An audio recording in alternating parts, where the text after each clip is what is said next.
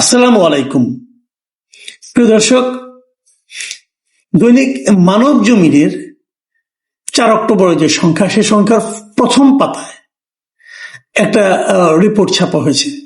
রিপোর্টের শিরোনাম হলো প্রফেসর ইউনূস নিজের রেকর্ড নিজেই ভাঙলেন। এটা দেখে আমি একটু আমার কাছে খুব ইন্টারেস্ট ফিল করেছি। আমি কি লেখা হয়েছে, কি নিজের কোন রেকর্ড উনি ভাঙলেন। তো পড়তে যেয়ে দেখলাম যে উনি আগের বার যখন জাতিসংঘ সাধারণ পরিষদে গত বছর যখন ভাষণ দিতে গিয়েছিলেন, সেবার তিনি কতজন নিয়ে গিয়েছিলেন, কতজন নিয়ে যেতে চেয়েছিলেন, এবার কতজন নিয়ে গেলেন, এই সংক্রান্ত এই সংখ্যা বিষয়ক রেকর্ডটা উনি ভেঙেছেন বলে এই রিপোর্টটায় লেখা হয়েছে। তো আমার রিপোর্টে কে লিখেছেন? তো শুরুতে কিছু লেখা নেই, শেষে দেখলাম লেখা মচৌ জিনিসটা কি আমি ধারণা করি এটা এই পত্রিকা যিনি সম্পাদক মিস্টার মতিউর রহমান চৌধুরী, উনি হবেন হয়তোবা। কারণ এভাবে সাধারণত রিপোর্ট ছাপা হয় না, শুরুতে নাম লেখা থাকে অথবা স্টাফ রিপোর্টার থাকে অথবা কিছু একটা থাকে, শেষে আবার চৌ লেখা। তার মানে আমি ধরে নিচ্ছি এটা মতিউর রহমান চৌধুরীর লেখা। যদি না হয়ে থাকে আমাকে ক্ষমা করবেন। তো তারপরেও আমি এই রিপোর্টটার সম্পর্কে একটু কথা বলতে চাই। এই রিপোর্টে কি আছে বলা হয়েছে যে গতবার উনি প্রথমে বলেছিলেন যে 8 জন নিয়ে যাবেন, পরে গিয়েছিলেন 57 জনকে নিয়ে।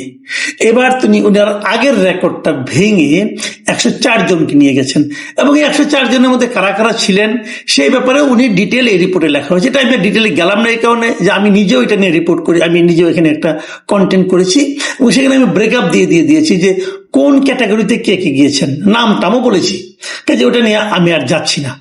এবং কিভাবে ওখানে বিএনপির পক্ষ থেকে তারেক রহমানকে আমন্ত্রণ জানানো হয়েছিল, তিনি যেতে চাননি, তখন একজনকে নেওয়া হয়েছিল, পরে আবার শেষ মুহূর্তে পররাষ্ট্র উপদেষ্টা কিভাবে পুরো একটা ভজগট পাকালো, উনি 2 জনের নাম বলেন বিএনপির, এবং 2 জনের নাম দেখে অন্য 2 দল আপত্তি করলে তাহলে আমাদের 2 জন নয় কেন, তখন তাদেরও 2 জন করে নেওয়া হলে, এই সমস্ত ইত্যাকার সমস্ত কাহিনী ওইখানে আসছে।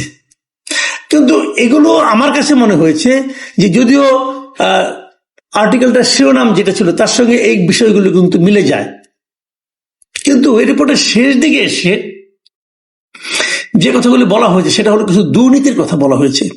এবং আমার যেটা মনে হয়েছে, এই রিপোর্টটা যদিও শিরোনামে যাই থাকুক না কেন, এই যে দুর্নীতির যে বিষয়গুলো, এই বিষয়গুলি আসলে এখানে সবচেয়ে গুরুত্বপূর্ণ। এই রিপোর্টের শেষ দিকে কিন্তু উনি বলেছেন যে এতগুলি লোককে নিয়ে, শেষ দিকে না আগের দিকে বলেছেন এতগুলি লোককে নিয়ে গেছে, তবে নিউ ইয়র্কে বিক্ষোভ হয়েছে, ডিম বৃষ্টি হয়েছে, সেগুলিও উল্লেখ করেছেন। কিন্তু এগুলো উল্লেখ করার পরেও আমার কাছে মনে হয়েছে শেষের দিকে যে কথাগুলি বলা হয়েছে দুর্নীতি নিয়ে, সেগুলি মূল বিষয়। আমি ওই দুর্নীতির পার্টটুকু আপনার সঙ্গে একটু শেয়ার করতে চাই। যেমন আমি বরং পড়েই শোনাই। উনি এক জায়গায় লিখেছেন শেষ দিকে এসে যে প্রফেসর ইউনূস হয়তো জানেন না আজকাল আলোচনার টেবিলে রাষ্ট্রীয় অতিথি ভবনের নামও যুক্ত হচ্ছে।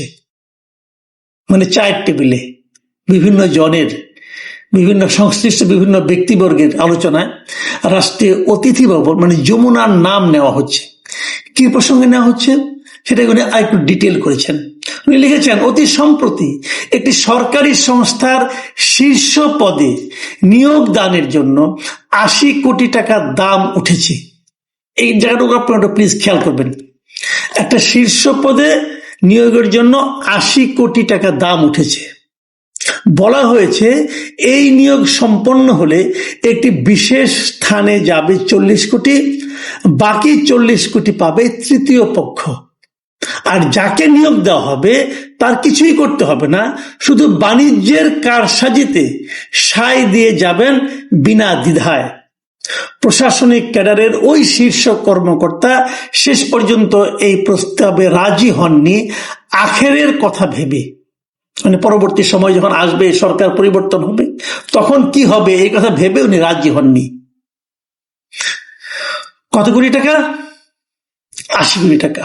2 ভাগ হবে, 1 ভাগ যাবে বিশেষ একটি জায়গায়, তারপরে একজন পাবে 40 কোটি টাকা, আর বাকিগুলি পাবে অন্যান্য কয়েকটি জায়গায়। আচ্ছা, এর আগে এই রিপোর্টে যেটা লেখা হয়েছে, এর আগের সেন্টেন্সটা সেটা কি, যে রাষ্ট্রীয় অতিথি ভবনের নামও যুক্ত হয়েছে।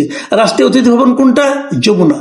যমুনা এখন কি হয়, প্রফেসর ইউনূস থাকেন, ওটা ওনার এখন বর্তমানে বাসভবন। তাহলে এই যে দুর্নীতি, এর সঙ্গে কি ওনার বাসভবনও জড়িত? এই রিপোর্টে কিন্তু সেই ইঙ্গিতটাই দেওয়া হয়েছে যে প্রফেসর ইউনূসের বাসভবনের নামও আজকাল দুর্নীতির সঙ্গে জড়িত বলে উচ্চারিত হচ্ছে।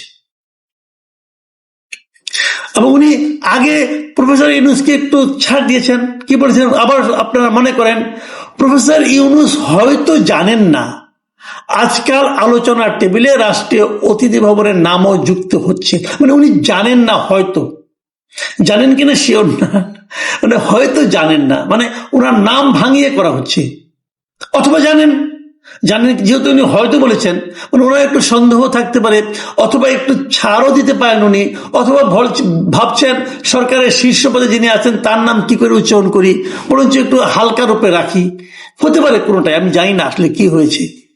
কিন্তু এই যে রিপোর্টটা, এই যে কথাগুলো, যে একটা পদে নিয়োগ দেওয়া হবে, 80 কোটি টাকা কন্ট্রাক্ট, 40 কোটি টাকা এক জায়গায় যাবে, আরো 40 কোটি টাকা আরেক জায়গায় যাবে, উনি রাজি হননি। যদি রাজি হতেন তাহলে 80 কোটি টাকা খরচ করে যিনি রাজি হতেন তিনি কত এখান থেকে ইনকাম করতেন? এবং এই যে ইনকামটা করতেন, কেন করতেন? কিছু অনৈতিক সুযোগ সুবিধা দেওয়ার মাধ্যমে। এই অনৈতিক সুযোগ সুবিধাগুলো দেওয়ার মাধ্যমে আলটিমেটলি কার ক্ষতি হতো? কার? এদেশের জনগণের। এদেশের জনগণের ভাগ্য নিয়ে ইনারা ছিনিমিনি খেলছেন। এদেশের জনগণের ভাগ্যকে, যাদেরকে আমরা দায়িত্বে বসিয়েছি, ওনারা নিলামে তুলছেন। কি বলবেন? এই সরকারকে এই মচৌর লেখা এই রিপোর্টকে অস্বীকার করবেন, প্রতিবাদ করবেন? অত সহজ হবে না। মচৌ বলতে আমি যদি মতিউর রহমান চৌধুরীকে বুঝিয়ে থাকি, এবং যদি উনি সেটা হয়ে থাকেন, উনি এত কাঁচা কাজ করার লোক না রে ভাই। যখন লিখেছেন তথ্য প্রমাণ নিয়েই লিখেছেন। আমি কিন্তু যে যাই বলুক, আমি এই রিপোর্টকে কিন্তু আমি ভরসা করছি, কারণ ওনাকে আমি চিনি। কাজেই এই রিপোর্টটা আমি ভরসা করছি। ঘটনা এরকম ঘটেছে, একটা আলোচনায় এসেছে, তাও আসতো না যদি এখানে যমুনার কথা উচ্চারিত না হতো। এরকম ঘটনা অনেক ঘটছে, এরই মধ্যে ঘটছে। মানে একটা গণ আন্দোলন, সেই গণ আন্দোলনের সুফল ভোগকারী যারা সাধারণ মানুষের হওয়ার কথা ছিল, সে সাধারণ মানুষ না, এখন কয়েকজন মানুষ এই সুফল ভোগ করছেন। আমি বাংলাদেশের আইন প্রয়োগকারী সংস্থাকে বলবো, এই সরকারের তো একদিন বিদায় হবেন। বিদায় হওয়ার আগে এবং পরে যারা দায়িত্ব পেয়েছিলেন সরকার চালানোর, কি উপদেষ্টা, কি সাহায্যকারী, কি বিশেষ সহকারী, এদের সবাইকে দেশ ত্যাগের উপর নিষেধাজ্ঞা দেওয়া উচিত। এবং নিষেধাজ্ঞা দিয়ে তাদের সবার কর্মকাণ্ড বিচার করার পর তাদেরকে ছাড়া উচিত। যারা বিচারে নির্দোষ প্রমাণিত হবেন তারা উড়াল দিবেন, কারণ এদের প্রায় সবাই 80% লোক, এদের সবারই দ্বৈত নাগরিকত্ব, সবারই বিদেশে যে থাকার সুবিধা আছে। কাজে সবাইকে আটকাতে হবে আগে। আটকে আমরা যাদের সন্দেহ করছি তাদের সবার চুলচেরা বিশ্লেষণ করতে হবে, তারপরে ওনার বাইরে যেতে পারবেন। এর আগে সব পাসপোর্ট সিজ করা উচিত আমি মনে করি। সকল উপদেষ্টার পাসপোর্ট ক্ষমতা ছাড়ার আগে জব্দ করতে হবে, করে জাজ করতে হবে যে তারা কে কে নির্দোষ। যারা নির্দোষ কেবল তারাই বাইরে যেতে পারবেন, আর যারা নির্দোষ নয় তারা, অথবা তাদের সন্দেহ থাকবে, তাদের বিচারে আওতায় আনতে হবে। কারণ এই সমস্ত অভিযোগ আমরা পরে আর শুনতে চাই না। বলবেন যে ভাই আওয়ামী লীগের লোক কিন্তু গিয়েছে, তাদের ব্যাপারে কিছু বলেন না, এদের ব্যাপারে বলছেন কেন? না, আওয়ামী লীগে যারা গিয়েছে তাদের ব্যাপারে আমরা বলেছি, তারাও আসলে আটকানো হবে, ও অনেকে আটকানো হয়েছে। কিন্তু আমি এদের ব্যাপারে বেশি বলছি এই কারণে যে এরা তো একটা আন্দোলনের পরে তারা এসেছেন একটা বড় দায়িত্ব নিয়ে। যারা বড় দায়িত্ব নিয়ে এসেছেন তাদের ব্যাপারে আমাদের মধ্যে সন্দেহ কেন তৈরি হচ্ছে? তাদের কর্মকাণ্ড কোনো সন্দেহের ঊর্ধ্বে থাকতে পারছে না। এটা আমাদের জন্য বড় একটা উদ্বেগের বিষয়। এবং যদি শেষ পর্যন্ত দেখা যায় তারা এ সমস্ত দুর্নীতি, ক্ষমতার অপব্যবহারের সঙ্গে জড়িয়ে গেছেন, তাহলে কিন্তু পরবর্তী সময় আর কোনো গণ অভ্যুত্থান কিন্তু আমাদের এখানে হতে কষ্ট হবে। এটা স্বৈরাচারের জন্য, যে স্বৈরাচারী আসুক তাদের জন্য একটা ইতিবাচক দিক হবে। দেখুন, এই রিপোর্টটা শেষ করেছেন কিভাবে সেটা আমি পড়ে শোনাই।